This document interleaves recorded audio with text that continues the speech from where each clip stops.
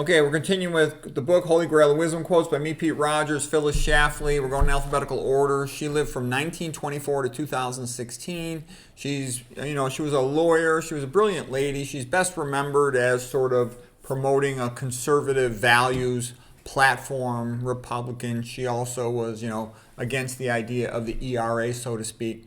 She felt that it was all a big trick. She said the claim that American women are downtrodden and unfairly treated is the fraud of the century. And I would agree that, I'm 63 years old. I can tell you the women have it much worse nowadays than they used to. All of this stuff about feminism, women's rights, it has not helped women. They're much worse off than they used to be. What I mean by that is when I was a kid, teenager, all my friends except for one, their parents were married and the mothers didn't have to work.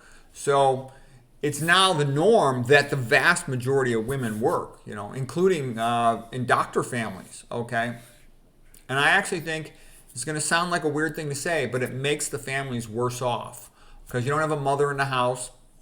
And also, a lot of times, what ends up happening is the man has more money-making potential than the woman, okay? She marries him for that reason. And then he's forced to take all kinds of setbacks in order to enable her to work. And they'd have more money if they would just let him work, okay? I mean, I know that sounds funny, but it's true. And my family, when my parents growing up, my dad worked, made a lot of money. My mom didn't ever have to work in a job after she had the first kid. She didn't want to. In my household, when I was married, my former wife, she insisted on working, but the more she worked, the less money we made because I could easily make far more money than her if I was working. But everything she did interfered with my working so that we ended up much worse off financially than we would have been if she'd have just stayed home. And I mean that like a third of our income because she insisted on working. It was like I didn't really see much point in it. And then even when she went, I wanted her to go part-time or not to work at all, but she insisted on working. Okay, anyways, the claim that the next one. American women are the most fortunate class of people who have ever lived on the face of the earth. The feminist movement has spent 30 years putting down the role of stay-at-home moms and trying to tell young women that only someone who is mentally disabled would pick that for a career. I think what it was is they wanted to decrease the population in the USA. So you tell all the women, stay-at-home moms are losers, get a career, be somebody, get a career. The more education a woman pursues, the less babies that she has. And there's another saying that the higher a woman's academic IQ, the lower her biologic IQ. So the more education she gets, MD, PhD, postdoc, fellowship, the fewer babies that she has. And it was almost a way to dumb down the country because all these women who previously would have, maybe gotten married out of college and had more kids, they just kept, going for their residency fellowship into their mid-30s, and then they end up having one kid or two at the most.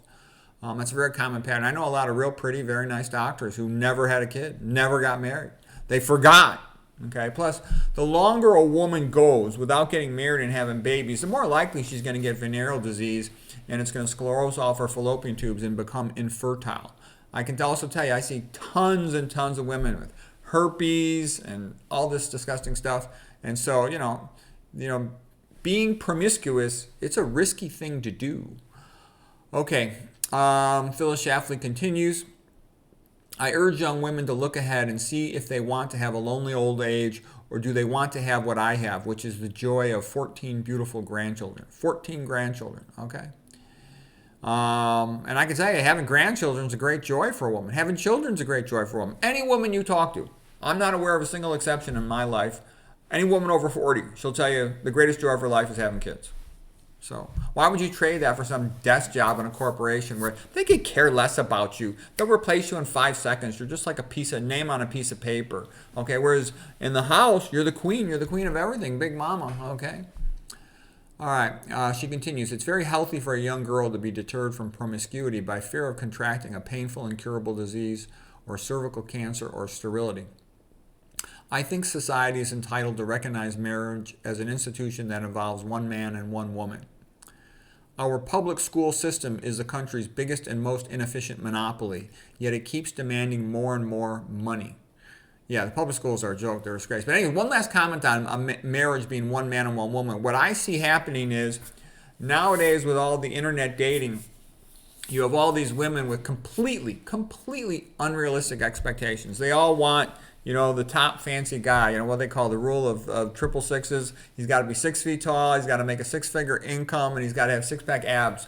But the reality is, a guy like that, he can just snap his fingers and have a woman, kiss his feet. So he can have 5 or 6 women. And then the average guy is not having any woman at all. And I sort of see that as a pattern, that it's almost happening, this sort of like polygamy. But a guy like that too, when your guy knows he can have 5 different women anytime he wants. And I know guys like that. I was in my fellowship at Harvard, and one of the co-residents or fellows that I work with, he was like that. He was routinely sleeping with 5 different women. He would want me to carry his pager, because he didn't want to deal with answering the pages from all these women trying to call him all the time.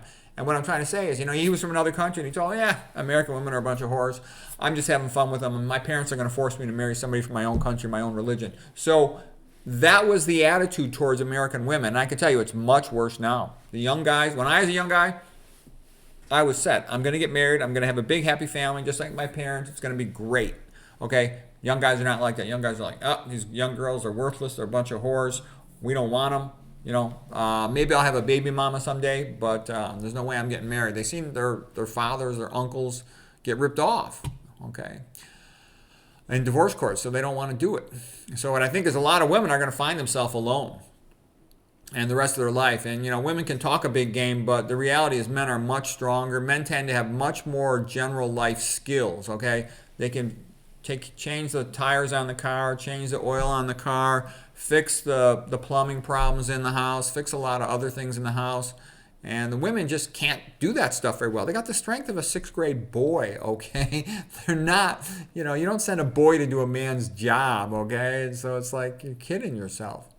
Okay, let's continue. She says, I believe the public schools are the greatest cultural influence in this country. Yeah, and they're designed to make people stupid. They're designed to make you forget everything you're taught. That's why people can only remember driver's ed and typing, and that's about it.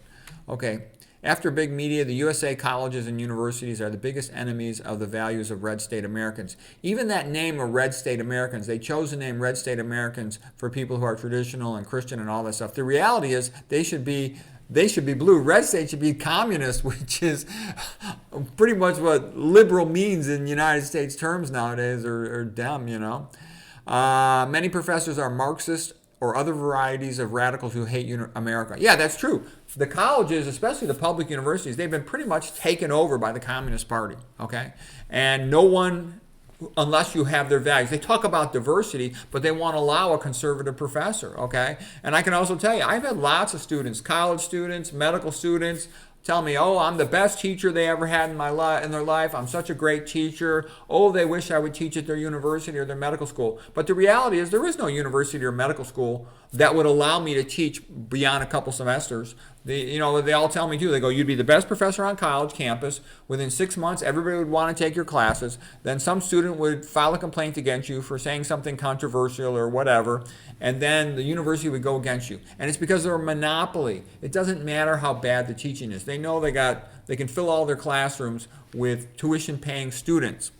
Once there's competition, and they actually want to have good professors to attract students to the college, and somebody like me could do well in a meritocracy. But in a current monopoly of communist control of the university system, they don't want a smart Christian man being a professor. Not at all. They don't matter. The students will pay tuition no matter how bad the professors are. So why make any effort to get good professors? That's where universities are at these days. Okay, she says the worst censors are those prohibiting criticism of the theory of evolution in the classroom. Evolution is used as the creation story of atheism, but in reality, it's got nothing to do with origin of life, which is, creation. It's a reasonable explanation of microevolution, but it can't explain macroevolution, the origin and complexity, wide varieties in different species, okay? It's very weak compared to what people think it is. It's like putting a mutation is like a scratch on an audio CD. You're not going to improve Beethoven, Bach, Mozart, Handel with a scratch on an audio CD. And that's like the idea that evolution is going to make these big changes. No, it subtracts primarily. Okay, Big Brother is on the march. A plan to subject all children to mental health screening is underway, and the pharmaceutical companies are gearing up for bigger sales of psychotropic drugs. Psychiatric drugs for children is a joke. Thomas Shaw said this way back in the 1960s. He said giving psychiatric drugs to children is poisoning, okay? These psychiatric drugs don't work. They're all fake. I can tell you, I'm not aware of a single one that's not fake. They all cause brain damage, all right? You can't mess with a synapse in the brain and not make it worse, okay? That's just a fact. Nobody would give amphetamines to children unless it was highly profitable, okay? Phyllis Schafly continues, the feminists are trying to tell women that there is really no difference between them and men. Just as men can be promiscuous, they say that women can be too, and go for one-night stands without consequences. But there are consequences. The women have the potential suffering of an abortion, and they also suffer more with sexually transmitted diseases. Nothing about contraception should be taught in schools. There is no question that it will encourage sexual activity. Yeah, having boys with girls in the classroom putting bananas on condoms on bananas, that doesn't teach them about health. That makes them start thinking about the girl across the hall from them, okay? They don't teach anything about the low-fat vegan diet, real useful health information that can help save their parents' life. The USA is a giant island of freedom, achievement, wealth, and prosperity in a world that is hostile to our values. Yeah, people don't even understand how much richer the United States is than other countries, or at least that it used to be. I went to Europe in the 1980s, okay? We went to England, and at that time, people had respect for England. You know, England had helped us to win World War II. They had all the great rock and roll bands, Richie Blackmore. They had, The Who, the Stones, Iron Maiden, Led Zeppelin, all this stuff, okay? So we kind of went in there thinking England was going to be like a good country. But when I got there, I was shocked. We went and stayed in this fancy hotel. I think it was the Buswell, okay? And I was expecting, I heard this is the big fancy hotel in London. And it stunk so bad, it was like a lousy Motel 6, okay? That was the big fancy hotel in London. We didn't have a bathroom in our area. We had to walk to the end of the hallway to use a bathroom. You didn't get your own bathroom for your own hotel room. The food was really pretty Mickey Mouse. And, I was a really good athlete when I was younger, and so were my brothers. And all the waiters would come around and watch us because we ate so much compared to an English person. All the English people had terrible teeth. Their teeth were all dirty and they're missing teeth and stuff. The guys looked all weak. We just thought the country was a joke. And that was sort of the early effects of socialism. But it was already clearly, everywhere you went, it just looked poor and crappy. And that's back when it was still considered a decent country. Now it's like a third world crap hole. And it's aggressively destroying itself through the EU and all that stuff. Okay, Phyllis Schafly continues. Men should stop treating feminists like ladies and instead treat them like the men they say they want to be. For home to have a greater lure than a tavern, the wife must be at least as cheerful as a waitress. That's the other thing I notice is women are much less happy now than they used to be. And I think it's for a lot of reasons, but one of them is that they have to work. And working, for a woman, it's not a privilege. It means you're poor, okay? If you had a lot of money, you wouldn't have to work. My mom didn't go to job like she had to. She was on the tennis club team. She was on a board of directors of an orphanage. She was a minister of care through the church. She was a tour guide at the Art Institute. She was a tour guide at like architectural studios and stuff. She did whatever she wanted. She was so happy. My mom couldn't wait to see us when we came home. Oh, I'm so glad to see you. She could give us a ride when we had something to do. She was like the happiest person I ever saw in my life. Whereas all the middle-aged women I've seen, they're all kind of tired. They're all kind of bitter. They were promised you can have it all, baby. And they're all working their butts into the ground. They're exhausted. And, of course, they get home. No one cares about the house except for them. The husband's attitude, like, yeah, you divorced me. It's going to be your house anyways. Why should I do anything? And then they come home. They got to deal with all the household issues, too. So they're kind of overworked and they're kind of tired. And that's another reason why almost none of them read. I know lots of female doctors. I don't think I've ever discussed a book with a female doctor who was less than 70 years of age. The one over 70, joined a book club and started reading a little bit, and we would talk about books a little bit. But the other ones, no, I never heard them once.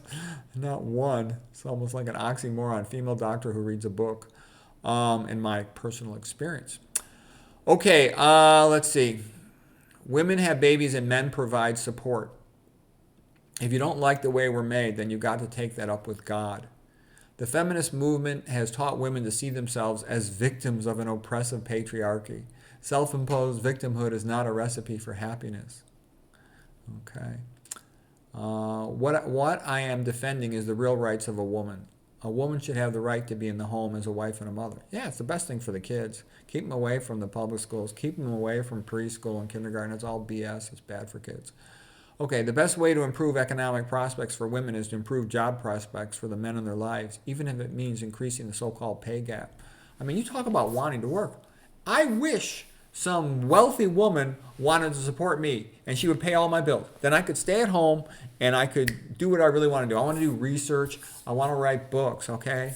I work. I mean, I'm grateful to have a job, but it'd be great if some woman would pay my bills. And all my life, all my dating, all my 28 years of marriage, all my other time with girlfriend, etc., a girlfriend's never given me $1. Women don't want to pay for anything. Women are fundamentally, in relationships, they have an attitude that the man should always pay. So they talk about wanting equality, but they don't want to pay for anything. I've never seen a woman pay for anything.